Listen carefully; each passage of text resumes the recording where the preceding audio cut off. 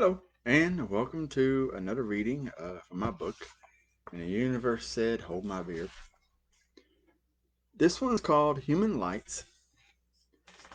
Human rights are human lights that the rich snuff out, because poverty and privilege are the new king, as they worship false idols on a TV screen. Giving them their due because we love their music, books, and fashion, pouring hard-earned dollars to line the pockets of no-talent people who we defend. Even though they wouldn't spit on you if you were on fire.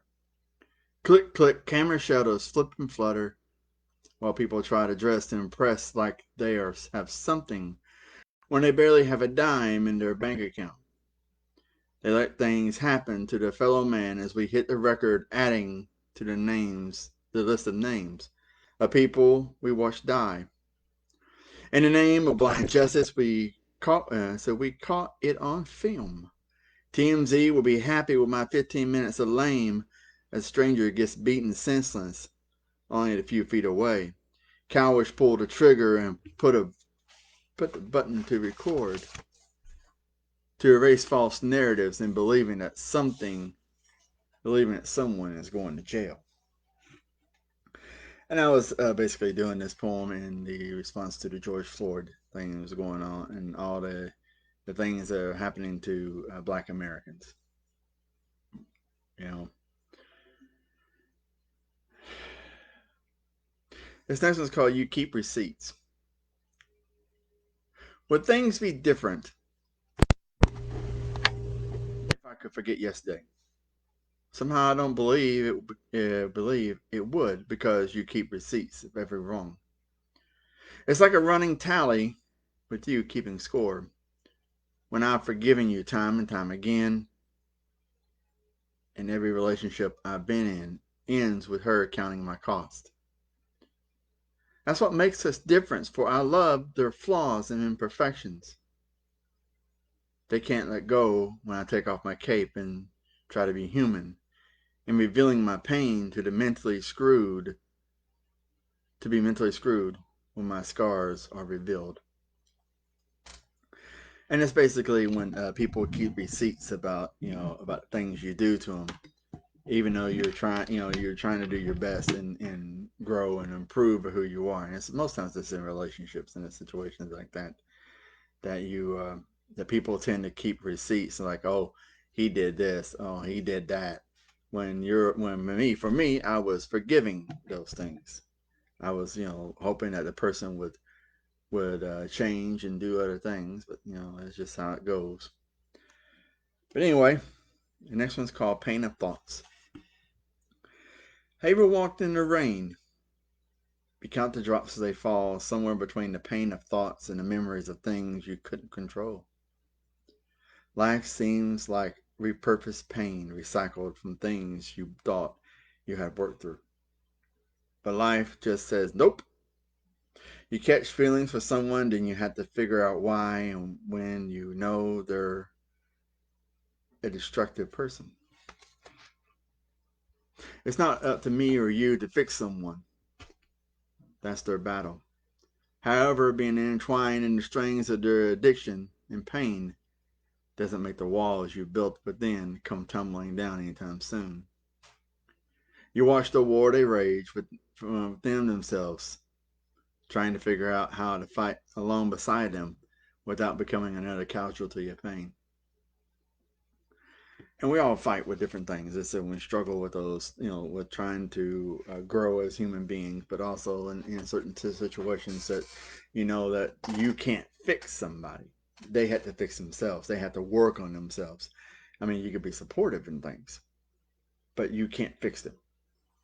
But there are people who believe that, oh, I can fix them. I know how to fix them. I've been there before. And then you find out it's like, you know what? You could be there you could be there 1,000 times over. You can carry the scars of every freaking battle you've been in, and you can show them off to people, and they still look at you like you're crazy because they feel that they can be different because they're doing different things, and those things are frustrating. especially when you love somebody and you care about them a lot. But that's how it goes, you know. It is what it is. Her page went blank. My ink ran out when her page went blank. A voice was silent, and a queen removed from her throne. My empathetic quill bleeds for the mistress of ink, as verses and lines ramble on without the rhyme or reason. A wealth of words, a spill of tears made of ink, pour over a blank page and walls, burned type written in graffiti, bring back our mistress of pens and Gothic pleasure so we can rejoice in the inky stained pages once again. And this was written for a person who lost her page over on Instagram. We were doing a campaign to try and get her back, get her all of her stuff back and everything, but she either lost her page or somebody reported her page, which people have these tendencies that they just want to report you because they're just jerks. So the next one's called Soft Blanket of Stars. The mountains reach the sky to touch the clouds and hold the sun in a gentle embrace as she settles in for the night beneath the soft blanket of stars. Rocky mountains and ridge grace horizon grasping to touch the earth and sky. Together with painted beauty, snow-capped tops, piney trees sway in the breeze, scrubbing away the broken clouds to reveal pale blue skies and starry heavens draped in black. And this was basically for a word prompt that was talking about doing like a majestic scenes of maybe looking at mountain ranges and different things. What would you see in certain situations like that? This next one's called Held Tightly. Does a dream stand behind the blue door if I opened it to another world? One world children rush to see me, to be held tightly from a long day. A gentle kiss from my wife as life flashes before my eyes. Maybe that's why the door is painted blue. When a dream remains out of reach and you barely feel the metal with the tips of your fingers, as you have to live in the present and unwrap the gifts that's been given to you. Play the hand that's dealt between the door frame and the threshold of light, they say, being happy in those moments instead of rushing life and living in life. And this was basically through a word, the picture prompt of multiple blue doors that were there that you had to write something about, and that was what I came up with. I was looking at, all the different angles that were there for somebody and how they would view those multiple doors or that blue door being there. Oh yeah, because this is like a house and the blue door, all everything. This next one is called Try to Entangle You. Gossamer lines and strains capture morning dew. On my silk cords, oh, what a tangled web of lies we weave when we try to entangle you. In their web of deceit. Leave your lies to the flies in your web of spiders. Because you won't capture me in the coils of lust and become strung along in your grip of desire. Go high among the tree limbs and the power lines of the countryside of life instead of parting your thighs to every man as they get entangled in your parts.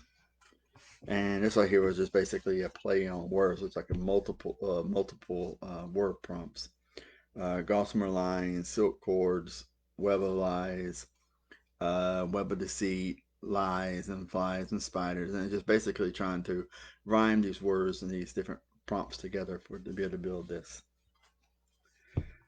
This next one is called Made a Mistake. The measure of regret is the part where you see a ghost and you feel the enthusiastic touch of things when you kiss the memory.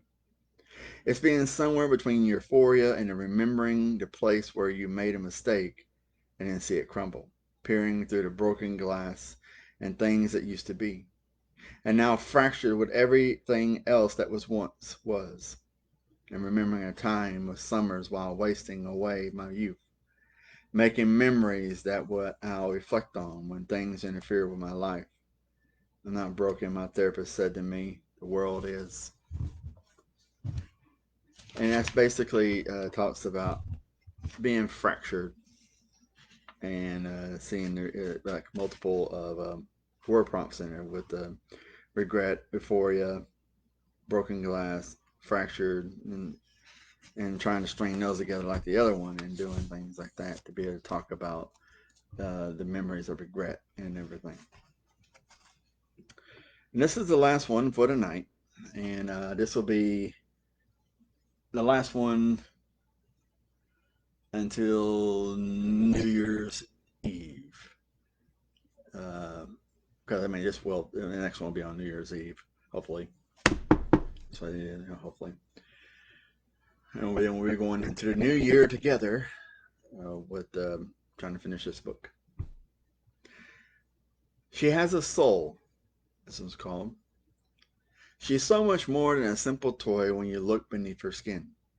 Past the gears and hidden feelings, she has a soul behind those painted eyes of blue. A porcelain smile and a heart that beats deep, that loves deeper than you can imagine. She's fragile, but she pretends not to be. There's so much more to her than the beauty of colored tin reflected in a polished mirror, where she hides her emotions. Yes, you can turn the key and spin her things around so you wind her up inside, making her dance in circles for your sick entertainment.